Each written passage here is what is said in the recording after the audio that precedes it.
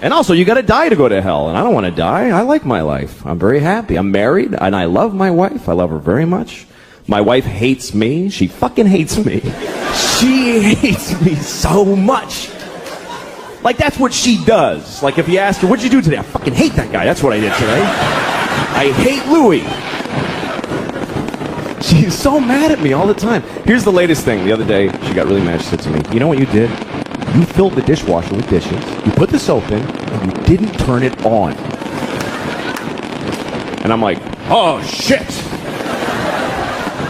What are we going to do now? But here's the part where she blows my mind. This is amazing when she gets to this level. She says, well, why didn't you turn it on? Like I have a reason for not turning it on. And I'm like, can't I just be stupid? Can't it just be that I'm a fucking idiot? That I filled the dishwasher and then I went, ugh, and I walked away? I can live with that. I'm cool with that. But she says, no, why'd you do it? Which means I decided not to do it. Do you know how much more of an asshole that makes me? That means I filled the dishwasher and then I went, you know what? Fuck her, I ain't turning it on. She can suck my dick if she thinks I'm pressing that on button.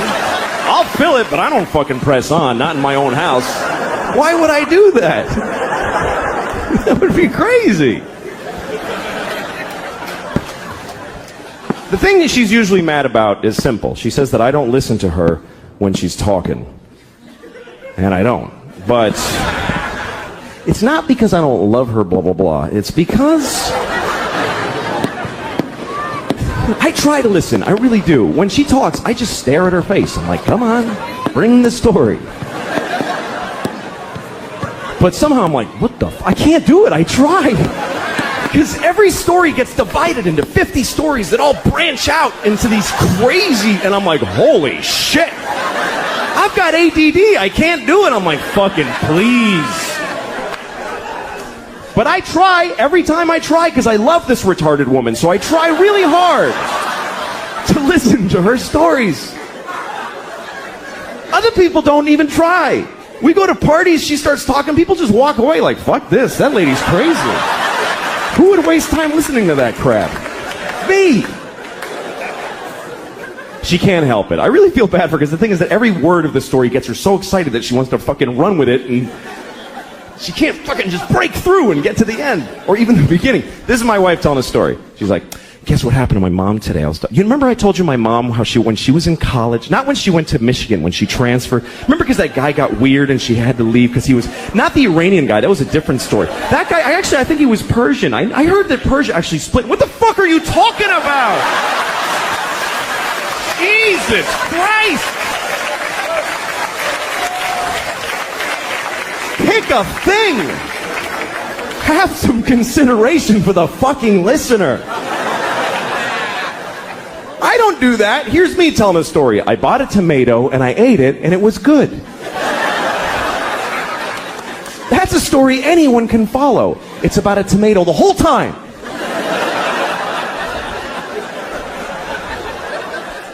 I like being married though. I do. I really like it. I seriously do. We were having sex, my wife and I, a couple of weeks ago, which is amazing that we did that because we never have sex. Never. Because we have a baby, and our baby's a fucking asshole and won't let us have sex. Oh, fuck, that kid's a jerk, man. Seriously. Every time she's got some urgent shit in her room. Papa, come in here. I meant now. Okay, I go in there. What's up? I need a pair of pants to put on my pony. Wow, holy shit. I'm trying to fuck your mom in there. Would you give me a break? Can a guy fuck your mom for a minute?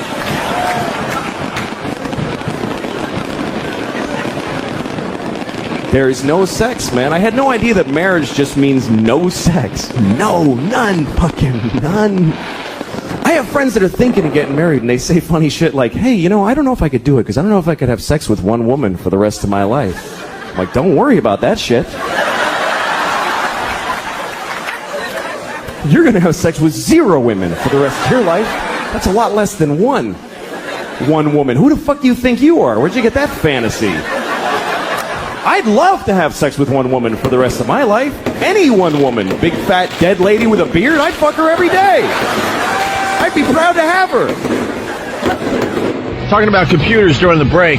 Yeah. That's a really interesting story. Louis was telling us, you got to redo the story now, unfortunately, for about 1.5 million, 2 million people. But basically, Louis was talking about how he found a computer just laying on the sidewalk here in New York City. Yeah, I was walking down the street and I saw a computer next to someone's garbage can. Where were you going? Where was I going? Yeah, it was asking, like, completely impertinent questions. It doesn't matter. Yeah, we go home. And I found this computer and I just picked it up, took it home, and I kind of like mechanical stuff and fixing things. So I took it home and I plugged it into my monitor. I just this is everyone's worst. Yeah. This is everyone's worst fear, by the way. You throw a computer out, maybe right next to the garbage or on the sidewalk, and you're like, who really is going to take my old computer and get into it? But Louis actually did this. Stupid people that don't know. Would do this. So I plugged it in and got it charged up and just started looking through this guy's whole life. This dude read his emails and he didn't erase anything. He was all right out there. The thing is that it was broken. The power cord was broken, but it was a standard power cord. It was the same as every computer. Like every computer runs on the same power cord. That's all that was wrong with this computer? That's all that was Except wrong with maybe being outdated or whatever? Yeah, it was pretty outdated, old thing, but it worked, and I got it charged up and read all his whole life. And basically, I know everything about this guy. I didn't remember his name, otherwise I'd happily tell you. Yeah, right here on the air. He was a gay guy from somewhere outside of Buffalo, estranged from his parents because they didn't like that he was gay. His father didn't speak to him anymore. Did production on a radio program. Wait, how did you know that from emails? Dear faggot. Well, there was some friend of his father's who he wrote to try to get to his dad, like, please ask my dad to call me. And, so he was estranged from his father for being a gay gentleman. That's right. Yeah. And then he was writing plays. He was here trying to write plays. Well, yeah. And I read the plays. In between interior decorating? They're awful plays. Awful. You got to read his plays. I read one of his plays. God, you had really awful. A lot of time on your hands. I did. And it's before I had kids. You can't do that. It was a bad play? Terrible. And then what happened was he started getting depressed and into credit trouble. He became, he had a problem using credit cards too much. You'd go to Neiman Marcus and spend all his, or whatever it is, Barney's. And then he went home to his parents' house and stole their retirement fund money and used it to pay his credit card bills and ruined his father. And his father, who was retired, had to come out of retirement and go back to work. His gay son. So that's really the father's story, Yeah. The poor father. His gay son ruined his had to go life. back to work At the age of 70. Oh. He had to go punch in at Walmart. His father had to come out of the retirement. What an awful life. But I learned all of that by finding this guy's computer. Just some guy's computer on the side of the road, yeah. People are more savvy now, though, I think, to make sure they don't just leave that out. I usually pull the hard drive if I throw away my computer. I pull the hard drive, but then I just leave it laying around. Like, I don't destroy it. I really don't have anything on there I got to worry about. Right. That I know of, and I pretty much know everything that's on there. Yeah. I love the people that are like, I don't know, it must have gotten mailed to me, and I got, shut up. You know what's on there. Yep. But I never put them out on the street. So No. I got a few. Eventually, either the bandsaw or a drill press, or something like that. You got to shred that hard drive. You got to kill it if you want to just get rid of all the info. And for the most part, it's not from porno or anything. I got passwords, bank account information, things like that you don't want. I've never seen Jimmy concentrate more than when we talk about how you could erase all your. How do you get rid of that stuff? I really want to know. To be honest with you, there's nothing on my computer that's that terrible. I mean, I have a lot of porn, but I mean, I'd show if you don't mind to see what a dog can do. Yeah, I actually like the fact you can grab stuff because my photos are really like I can't picture ever losing my photographs. Like I have hundreds of them. Yeah, I would love to know you can always get that back if you ever screw up, which is good. I'm obsessed with. You can always do it until you actually need to. You call some place that's called like We Can Get Anything Back Doctor, and then they'll say, "Oh, did you press delete? Yeah, no, it's gone." Oh, did you press not even something so simple? What'd you do? You had it unplugged for a minute? Nah, you're done. You're sunk. It's completely wiped clean. Use it as a door. Also, though, Bob Kelly just a dope. He's as dumb as Bob is he's a bag of rocks. Yeah. He just did his promo for his CD. Yeah. I'm sorry. What? That wasn't on air. I apologize. What happened? Are you losing your mind? You just yelled out. You just yelled out. What? Someone's refusing to come on air. Who? Danny won't come on air? Oh boy. Why? All right. Well, first the Bob Kelly thing. Tower Records, which is where Bob said he can get his CD in April. Bob, you fucking stupid fat body. They've been out of business for a year. An idiot is promoting it, which is actually where you should go if you want to buy his new CD. Yeah, Tower Records. And if they don't have it, try Corvettes or Two Guys. You fucking moke. Corvettes are 2 guys. Oh, what a yutz. We have the clip isolated if you'd like to hear it. Oh, can we hear that? Yeah, here it is. And in April, my CD comes out, Just the Tip, through Comedy Central Records. I want to make it #1. That's right. I want to beat Dane Cook on the Billboard charts. So if every one of you fans goes out in April and buys my CD, that means I'll be on the Billboard charts. I want to be #3. I want to be before Prince and you too. If those albums come out, I want you to go and buy it. Just the Tip in April. Make sure you go down. Tower Records. Buy it. You want to beat Dane Cook, you fucking idiot? You couldn't beat Jim Cook in CD sales. Go to Tower Records. Oh, what a total asshole. Yeah, a lot of people are noticing. Bob, you've been promoting the hell out of your CD, huh? Yeah. Why? They play it a lot when we go to break. Oh, they do. I have heard it. It's the one where you must have gotten the date wrong, and they had to dub in the proper date. Well, yeah. Well, you just don't know how to promote because the point I'm making is that you tell everyone, all your fans, to get the brand new Bob Kelly CD at Tower Records. That's right. Yeah. Yeah. What? And that's where it should be sold. Well, no, there is a Tower Records. Place that's been I'm out of talking about. Also available at Woolworths. Woolco. It's not it's not the Tower Records you're talking about. It's the Tower Records with 2 W's. It's down in the village. It's How about like Tower Airlines? Can you get on there too? Oh shit! Swim walk name. You take Pan Am. Next time you fly Pan Am, There's no Tower Records. Eastern Airlines, The wings of man. Yeah.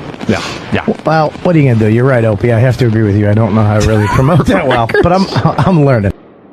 But I go with my daughter on trips with the school. Oh, the field trip. Oh, okay. On field trips, I'll chaperone, and I go sometimes, and I volunteer for lunch recess, because that's a mess. There's nobody there doing it, Right. So the Recess, kids don't get to. They get 10 minutes to eat and 20 minutes to play, and that's it. They're back. Every day. It's too crowded. Back into their cells. Yeah, it really is like a prison cafeteria. But I went on a trip once to the Botanical Gardens in the Bronx with my kids. Boar Fest. Yeah. Holy plants. Holy plants. That's going to hold a bunch of first graders' attention. Yeah. But so we go up there and we're on a school bus. And it kind of gave me an insight into how the system works. Because the school bus, I think of it as like it's the school's bus company. These people drive school buses for the school. It's just a bus that the teacher called in, a yellow bus driven by some idiot. I mean, it's like, so we get on the bus and the guy turns to me. I'm the first parent behind him, and he goes, do you know how to get there? I'm like, What? Yeah, he asked me, do you know how to get there? I'm like, no. And he goes, can you find out how to get there? So we're in the West Village. I never remember stuff like this when I was. Yeah, so I call up on my phone. I say, just go to the Bronx. We're going to the Bronx. So we're on the West Side Highway, and I call the Bronx Botanical Gardens, and I go, hi, I'm in a school bus full of children on the West Side Highway. I need to know how to get to you. And the lady says, you can't take a school bus on the West Side Highway. That's illegal. And I say this is true story. I say this to the parent next to me, and she goes, yeah, this is not okay. This is really bad. And it occurs to me, I've never seen any large vehicle on the West Side Highway. Now that you mention it. And when it gets up into the Bronx, it's twisty and turny, and it's not okay. And you're forced into a high speed of traffic because it's crazy. Yeah. And so we go under an underpass, and I swear to God, we scrape the top of the bus. The whole bus goes and shakes. And I swear to God, the bus driver yells, "Oh, Yeah. oh crap!" What you yell when that happens? Yeah. And then the rest of the underpasses, he kind of ducks his own head down, really, like he kind of crouches Into the arch in the middle. It's a little higher. But we got up there and nobody. I brought waters. I asked the teacher, like, should I get a bunch of bottles of water? And she's like, I guess.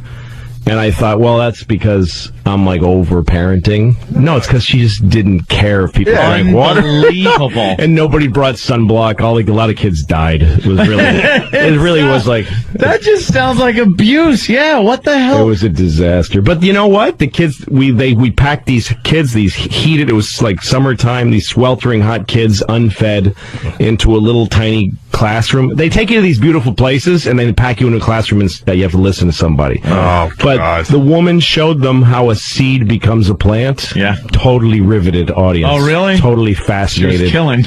Yeah, she was killing. I learned a lot. About how plants grow. Yeah, well, I didn't know that an apple Boring. is food for the seeds inside of it. I thought it. Wow. I didn't know that. I didn't either, nor do I care now that I do. I hate apples even more now. I remember field trips when I was a kid, going out on a field trip, and you'd have to get your permission slip, and your parent would sign. But I used to like having my mommy go on there, because I was such a mommy boy, crybaby, little wimpy girl. I was. And I used to like my mommy to go. Yeah. But the really bad thing is, like, I used to make her dress up like a whore. What? Like, I really used to make her dress up like a whore. What do you mean you made her dress up? Well, where are those pumps, Mom? Like you'd make her. No, worse, because it was like the early 70s and stuff. And my mother was she worked in like nightclubs. She was a go-go dancer and stuff like that. Like my mom had it going Your mother on. was a whore then. Back in those early days. Yeah. So I'd go like, could you wear those the knee-high boots and the red patent leather mini skirt? And could you put your hair in pigtails? And I swear she would do all this. Wow. She put her hair in pigtails, and all the like kids would be like, oh, "Your mom is so pretty," and I felt like good, like I felt all good. And we went to go see You're a Good Man, Charlie Brown at Radio City Music Hall, and Mom was a field mother, and she wakes up that morning. We're supposed to leave, and she goes, "Anthony, I'm so sick. I'm so sorry. I can't go." I start crying, and she's like, all right, I'll do something. So she's swigging Pepto-Bismol. She was hung over to the point where she's puking. She got a horrible hangover. Now she's got to get on some diesel-y bus, dressed like a slut. With her daughter's son. Yeah, with her crying daughter, son. Her boy girls is in the passenger seat.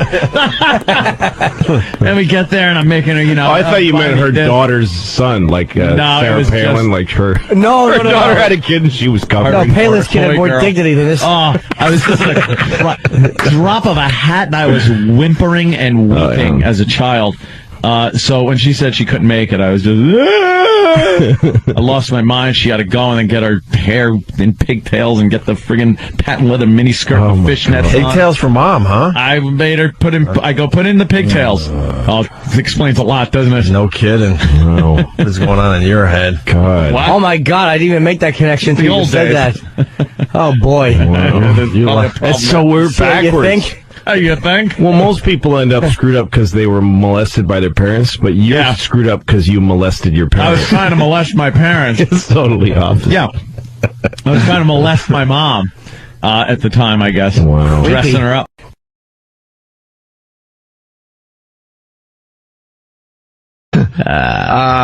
In Chicago, a couple marathoners dead because of the heat.